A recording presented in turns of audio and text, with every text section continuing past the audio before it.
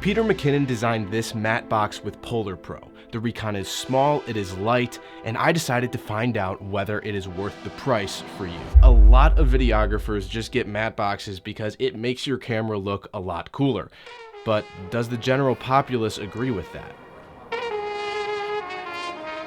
Which of these two cameras looks more professional to you? I'd probably say that one. This guy? Just because of the big lens. I went in there with two cameras, my cheap beginner level T7i with the Recon matte box on the lens, and my much more expensive and more professional Canon R6 without a matte box in front of the lens. The Apple Store people weren't even complete newbies to video production or to cameras. One of them was actually a professional photographer, but even he chose the camera with the matte box on it over the more professional one. That's another one for the matte box. That theme just continued. Everybody picked the matte box. Now I get it. To the untrained eye, the T7i and the R6 actually don't look a whole lot different.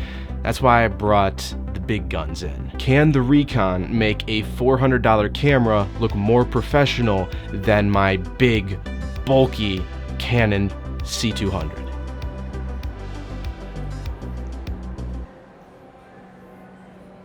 Well, the donut people were not fooled. They knew which one was the cinema. It's a bit much to ask. There's limits to everything, I guess.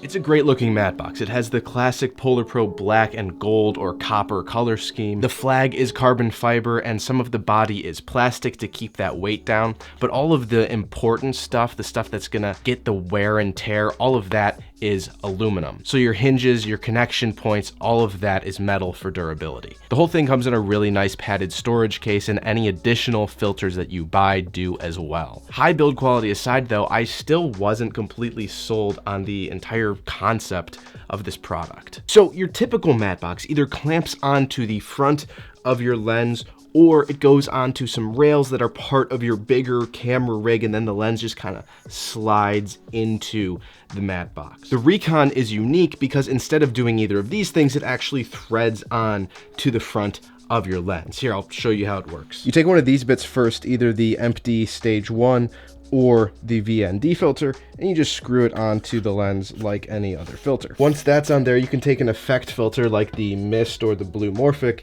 and just slide that on as your stage 2. And finally, you take the matte box, pull this little tab on the edge here, hook this side in, and it'll just snap into place on the front of the filter. Now this starts off loose, so you can spin it around according to your needs and just kind of level it out.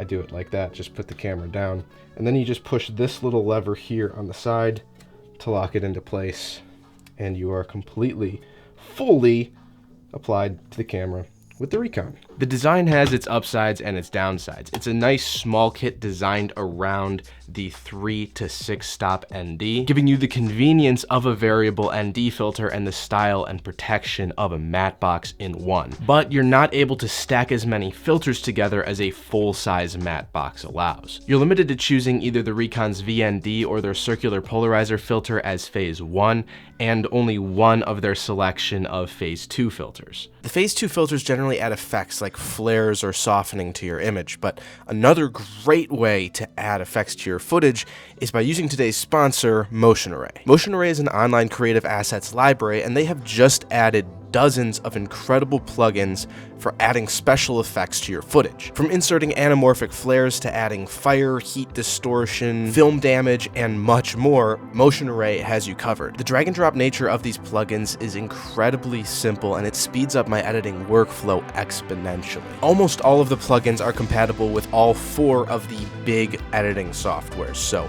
After Effects, Premiere Pro, DaVinci Resolve, and Final Cut.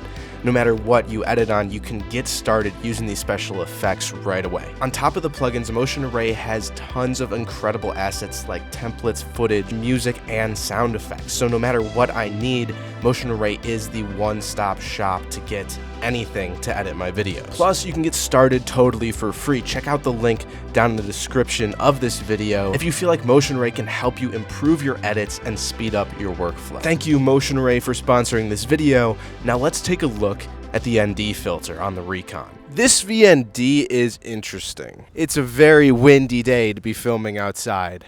I hope this dead cat's working. 3 to 6 stops is actually a very usable range for shooting outdoors. On a sunny day, I generally find that a 2 to 5 stop filter just isn't quite enough at 5, but then it's a pain in the butt, of course, to go and switch over to a 6 to 9 stop filter and only ever leave it at 6 stops, never push it higher. So 3 to 6 is it's a good fit. The Recon VND can actually be overextended to 7.5 stops of light reduction, but this will introduce vignetting on any lenses that are wider than 35 millimeters. The filter also comes with a full defender case for storage, and it can be used independently of the matte box. You can just use it as an ND, which is pretty cool. I've realized that this product is actually perfect for 2 specific kinds of videographers. But first, we have to talk price. Polarpro sent me this a while back, so I didn't have to pay out of pocket for it, but if I did, it would have cost me $399 for the base kit or $599 for the director's kit, which includes the second stage mist and blue morphic filters. This is by no means cheap, but when you compare it to Polarpro's regular Peter Mckinnon VND, which costs $250, effectively you're paying $300 for the bigger stackable 3 to 6 ND, plus then an additional $100 for the matte box on top of that, which when you think of it in those terms, it's actually pretty fair. The real question is it worth it for you? If you're a travel filmmaker or a documentarian who wants to travel small and light, lives on a 24 to 70 millimeter lens, and wants the protection and filter stackability of a matte box, this Recon is a perfect choice for you. If you're a videographer or a small production company who needs the flexibility and convenience of a variable ND filter, but also wants to impress clients with the look of a matte box, then the Recon would also be a good choice for you. It's a great companion for mirrorless cameras that don't have built-in ND filters like cinema cameras, but are being used on professional level shoots. When it comes to the second stage filtration and the blue morphic and gold morphic filters, you should check out this video over here where I reviewed those filters, which promise to give you sort of anamorphic streaks on a budget.